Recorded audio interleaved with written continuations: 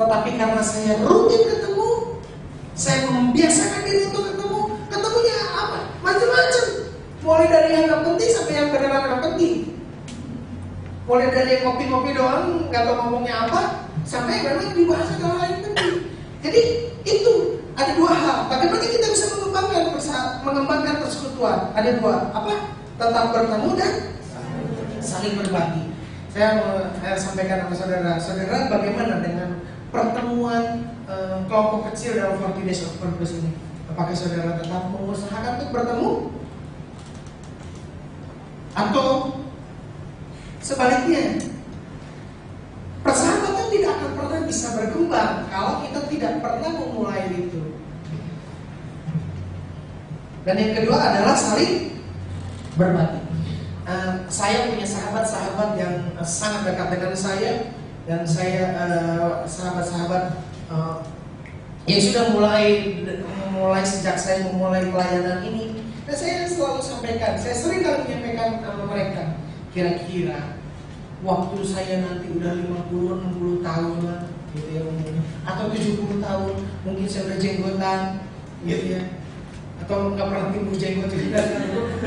Tapi kira-kira kita masih bisa kumpul seperti ini, ya? Saya sebaiknya sekarang saudara boleh lihat lebih ke kiri dan ke kanan. Saudara boleh tanya sama dia. Saudara boleh tanya, kira-kira 20 tahun atau 30 tahun lagi, kira-kira gimana?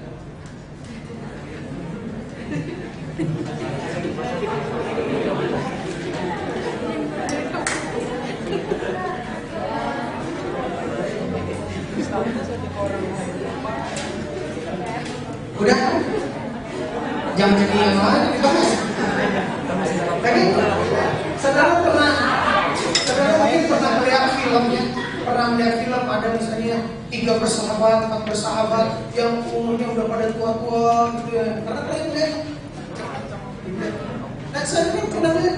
Ya pernah nggak? Mungkin ada dari antara saudara yang iri dengan keadaan seperti itu, atau asik banget ya bisa kayak gitu. Pernah kayak gitu? Nah, ini kebenarannya. Itu bukan masalah keberuntungan, ya. Itu bukan masalah keberuntungan. Ini adalah masalah pilihan.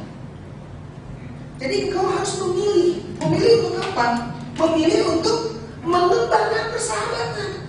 Baik antara kita satu kelompok kecil di tempat di kelompok kecil yang sama, memilih untuk bertengkar, memilih untuk konflik, memilih untuk berbeda. Perbedaan itu memang kita udah beda, tidak perlu dipilih-pilih lagi. Kita nggak bisa berbeda. Coba perhatikan saudara, di kelompok kecil kita, pertemanan kita, persahabatan itu adalah masalah pilihan, bukan masalah keberuntungan. Beruntung punya teman, bukan. Masalah keberuntungan bisa terjadi 1 kali, 2 kali terasa cocok, tahun depan konflik, cerai. Ini bukan cerita tentang orang pacaran, tetapi tentang persahabatan. Itu sebabnya saya bilang tadi, dunia hanya mengenal satu saja cerita tentang kasih, yaitu kasih eros, kasih hawa nafsu. Tetapi kita umat Tuhan, oleh kasih dan anugerah Tuhan, kita mengenal kasih yang lebih besar, kasih yang memberikan hidup, kasih yang memberikan nyawa. Saya akan lanjutkan ya. Ini adalah pilihan. Jadi kau harus memilih pengembangan persahabatan. Pertama, tadi memilih waktu untuk bertemu. Berarti kau harus meluangkan waktu, betul nggak? Kau harus memberikan waktu untuk ketemu. Saudara bayangkan kalau tiap-tiap aduh sibuk gue, aduh gue nggak bisa ketemu, aduh gue gini, aduh gue gini. Saudara pasti suatu waktu orang akan lagi kontak saudara. Benar nggak? Yuk jalan yuk main yuk ini yuk. Dan tiap kali, aduh sorry. Orang akan bisa, orang malas juga, betul nggak? Jadi kalau kau mau mengembangkan persahabatan, kau harus memilih untuk meluangkan waktu. Saya belum pernah mati, dan saudara juga belum pernah kebayang untuk saling mati.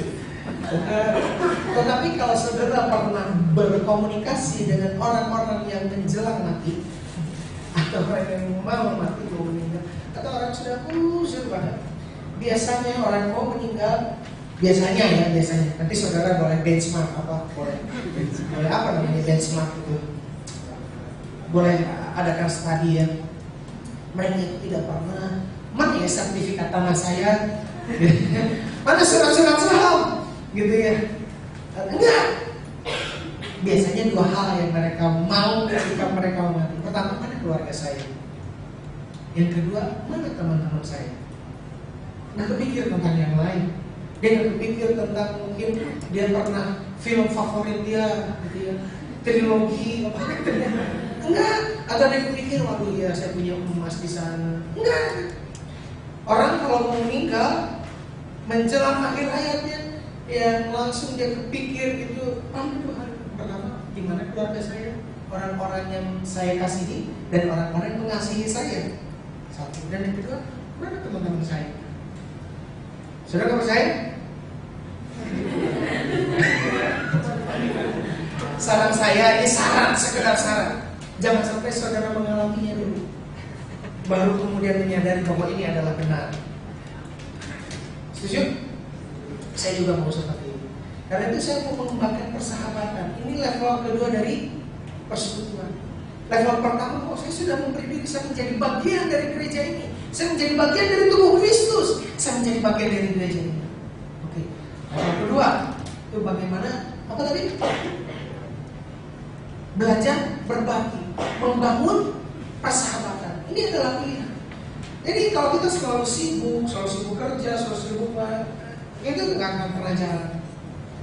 Dan jadi saudara catat baik-baik. Yang tebal, persahabatan bukan tentang keberuntungan. Persahabatan adalah tentang pilihan.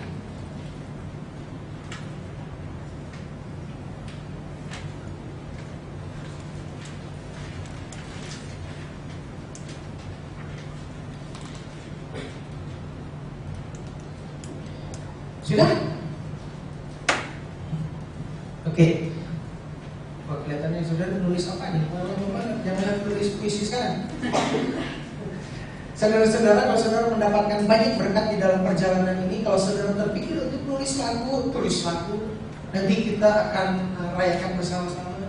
Kalau saudara mau tulis puisi. Kalau saudara terpikir mau tulis cerpen, tulis cerpen. Kalau saudara mau tulis novel, tulis novel. Apapun juga yang saudara pikir, saya sangat diberkati dalam program ini. Saya ingin mengekspresikan sesuatu, saya ingin menyatakan sesuatu supaya orang lain juga mengalami berkat, sama seperti saya mengalami berkat. Lakukan itu. Oke, sudah ya? Sudah selesai tulisannya? Kita lanjut. Nah, apa yang bisa kita bagi?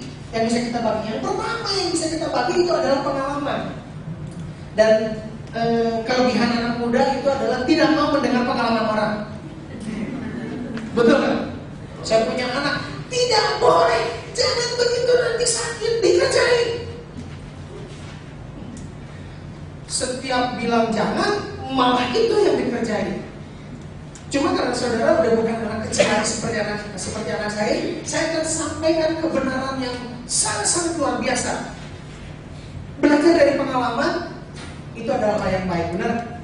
Tetapi belajar dari pengalaman orang lain itu lebih baik lagi. Kalau saudara menunggu, saudara mengalami sendiri, tidak cukup waktu kita terlalu pendek. Apakah saya harus bercerai dulu untuk saya mengalami kehidupan yang lebih baik? Tapi maksudnya, tidak perlu. Saya sudah menikah, saya tidak perlu untuk bercerai dulu terus supaya saya memahami makna pernikahan. Benar? Apakah saya harus sakit kanker dulu baru saya bisa menghargai artinya sehat? Betul? Apakah saya harus hilang dulu kaki baru saya bisa menghargai betapa berharganya kaki ini? Enggak. Betapa pentingnya kita belajar dari pengalaman orang. Dan kita bilang, gua gak percaya kalau kau mengalami. Ngapain? Benar gak? Nah, saya kalau saudara-saudara, saya sangat ingin sekali membagikan. Ini keluar dari topik ini, berbicara tentang pemilihan sekolah, pemilihan pasangan hidup, pemilihan pekerjaan, menentukan masa depan. Saya ingin sekali berbagi pengalaman.